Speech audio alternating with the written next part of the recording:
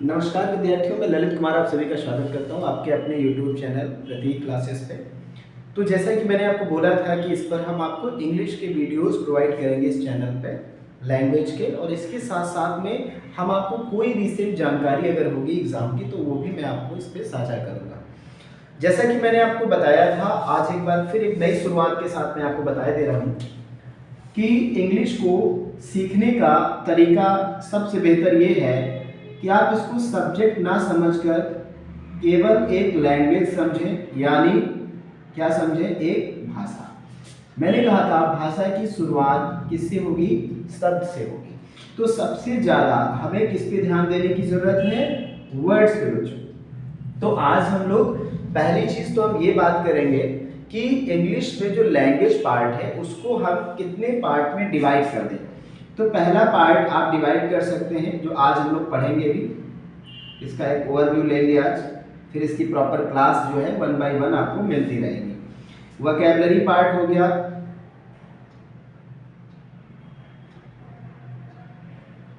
अगला grammatical part हो गया, और लास्ट हो जाएगा आपका कॉम्प्रीहेंसिव पार्ट या कॉम्प्रीहेंशन।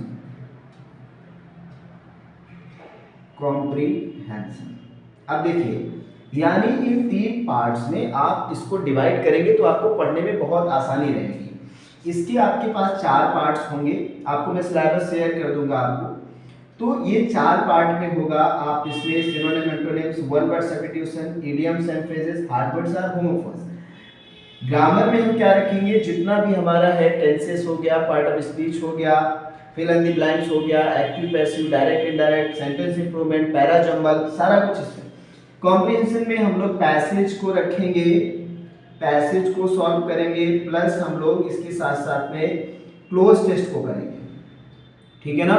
तो ये सारी चीजें, इसमें से जो हमारी शुरुआत होती है वो सबसे बेहतर और सबसे अच्छे तरीके से आज हमें करनी है, वो हमारा है वोकैबुलरी का पार्ट, यानी वर्ड पावर। तो वर्ड पावर जितना अच्छा होगा आपकी इंग्लिश उतनी अच्छी होगी। तो आज हम, जैसा कि सबसे पहले आपको हमने एक चीज बताई थी कि आप लोग जो काम बहुत कम करते हैं, आपको लगता है कि सर ये तो 8th स्टैंडर्ड की बात थी या 5th स्टैंडर्ड की बात थी, सबसे कम आप बचते हैं राइटिंग से। तो मैं आपको बता दूं, अगर आप इंग्लिश सीखना चाहते हैं वास्तव में, तो आपको 2 चीज़ों पे ध्यान देना पड़ेगा। एक प्रोनाउंसिएशन, ठीक है ना। राइटिंग जब कर रहे हो तो प्रत्येक वर्ड को मन में पढ़ते भी रहें, ठीक है। प्रोनाउंसिएशन प्लस आपको उसकी स्पेलिंग्स पर ध्यान देना होगा, ठीक है ना। तो अगर उच्चारण आपका सही है तो आप उसको आसानी से लिख भी सकते हैं। बस कहीं कहीं पर कुछ जो अक्षर होते हैं बच्चे, वो हिडन होते हैं, छुपे रहते हैं, यानी कुछ ऐसे भी अक्षर हैं जो बोले नहीं जाते। जैसे यहाँ पे मैं एग्जांपल आपको दे दूं, ये साइन लिखा हुआ है, तो अभी देखिए जी का कोई भी, जी यहाँ पे साइलेंट है। जैसे ही अभी हम इसको बोलेंगे, अब देखिए क्या हो गया, शुद्ध नेचर गा, अब जो है प्रोनाउंशिएट कर रहे हैं जी को। तो ऐसे आप स्पेलिंग्स पे, ये छोटी छोटी चीजें हैं, लेकिन ये बहुत बड़ी चीज बन जाती है अगर जब आप एक स्टैंडर्ड लेवल पे पहुंचते हैं। फिर आप कहते हैं सर वो हार्ड वर्ड तो आया था लेकिन उसमें मैं नहीं चूज कर पाया कि कौन सा सही था, मैं कंफ्यूज हो गया।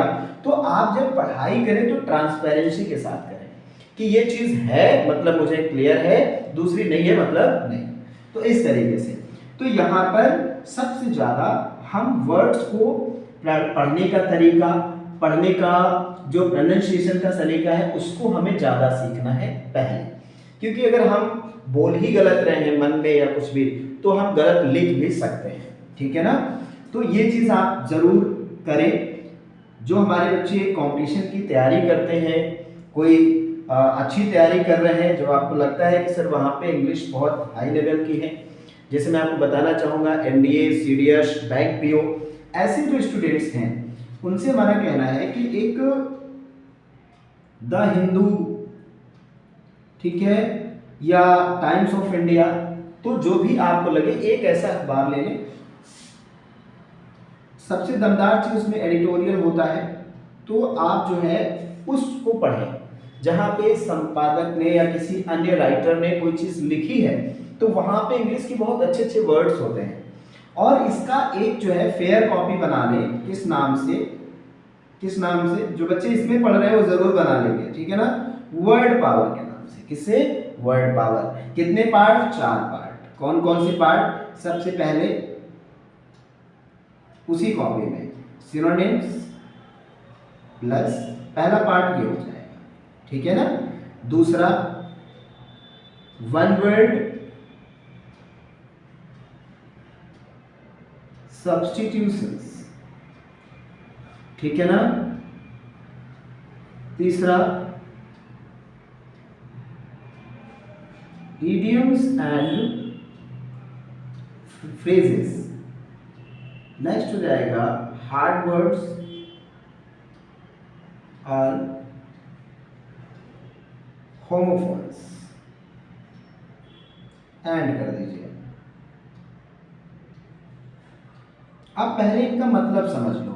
जो भी विद्यार्थी बिल्कुल जो कह रहे हैं ना कि सर मुझे एकदम स्टार्टिंग से चीजें समझ में है, मैं उनको बता रहा हूँ। सबसे पहले देखिए, जो बच्चे हमारे पहले से वीडियोस देख चुके हैं, जो हमारे ऑफलाइन वगैरह में पढ़ रहे हैं या कहीं और भी पढ़े होंगे, तो उनको ये चीजें पता होंगी।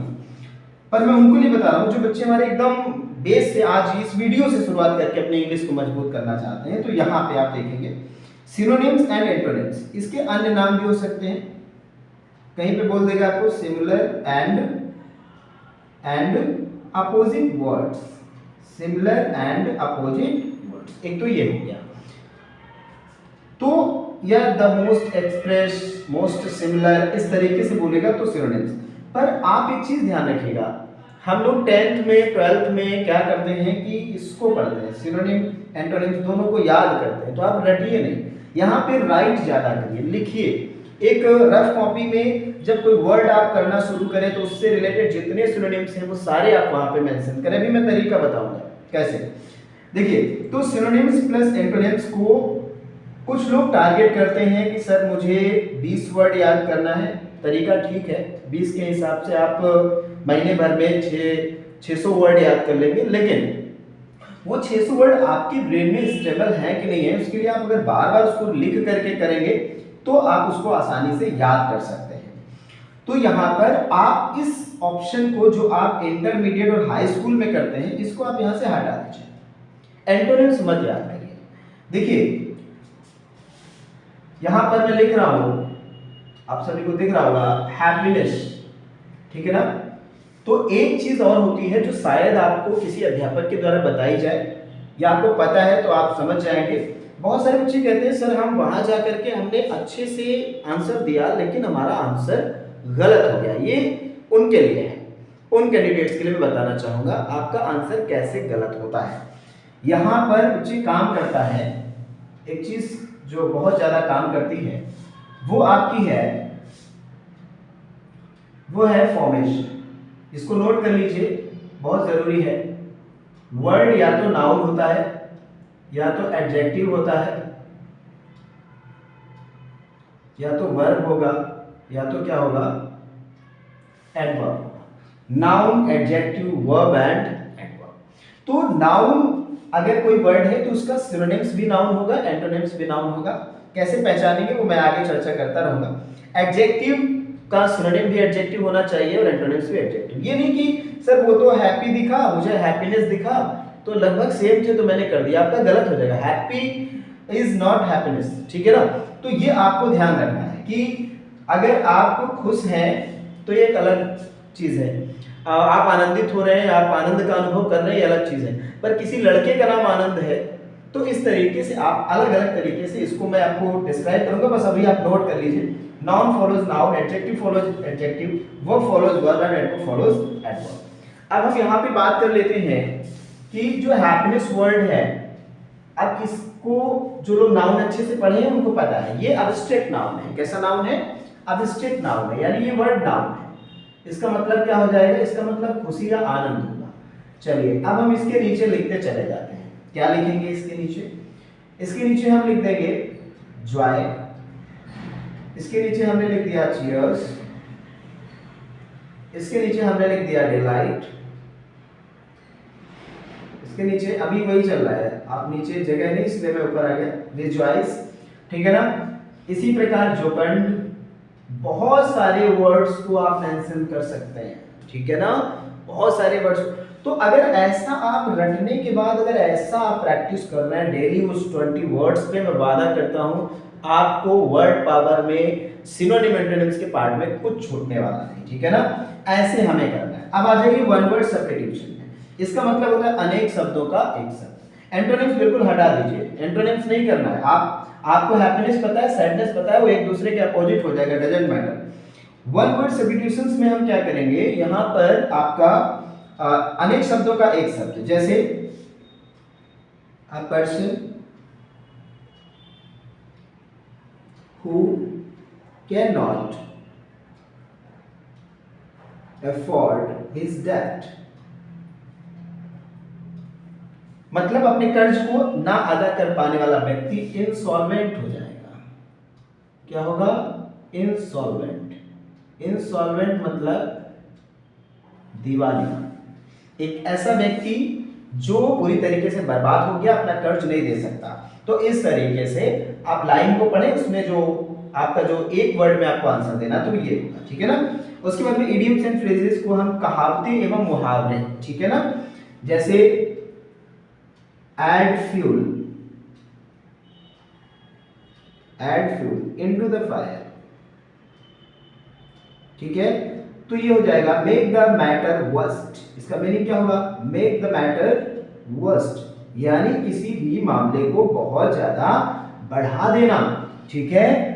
किसी भी, जैसे नहीं होता जिसको हम कहते हैं आग में घी डालना, ठीक है ना। लड़ाई हो रही थी, वो शांत होने वाली थी, किसी ने आकर के बीच में और ज्यादा बोल दिया कि पीट दो इनको, मैं हूं, ठीक है ना, इस तरीके से। हार्ड वर्ड्स एंड होमोफोन्स में क्या होगा, हार्ड वर्ड वो है जिसकी आप स्पेलिंग आपको नहीं पता, मीनिंग नहीं पता, स्पेलिंग खास तौर पे जो आप लिखने में आपको प्रॉब्लम कर रहे हैं, वो आपके लिए क्या है, हार्ड वर्ड है, ठीक है ना। चलिए जैसे मान लेते हैं यहाँ पर लिखा हुआ है, देखिए कमिटी है, ध्यान से देखिएगा, एसएससी वगैरह एग्जाम में बहुत बार पूछा गया है, ठीक है ना, कमिटी। तो ऐसा शब्द हार्ड वर्ड होता है, वहां पे दो तरीके का आता है, करेक्टली स्पेल्ड, एक रॉन्गली स्पेल्ड या मिस स्पेल्ड। तो मिस स्पेल्ड मतलब एक गलत है, तीन सही है, और करेक्टली स्पेल्ड मतलब है कि आपका एक सही है, तीन गलत। रॉन्गली स्पेल्ड का मतलब है एक गलत और तीन सही, ठीक है ना।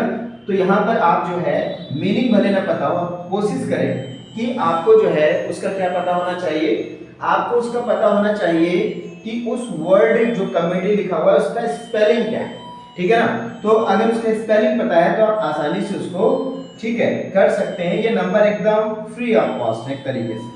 चलिए अगला हमारा होमोफोन्स है। होमोफोन्स का मतलब क्या होता है, इसका मतलब होता है सेम प्रोनाउंसिएशन और डिफरेंट मीनिंग्स,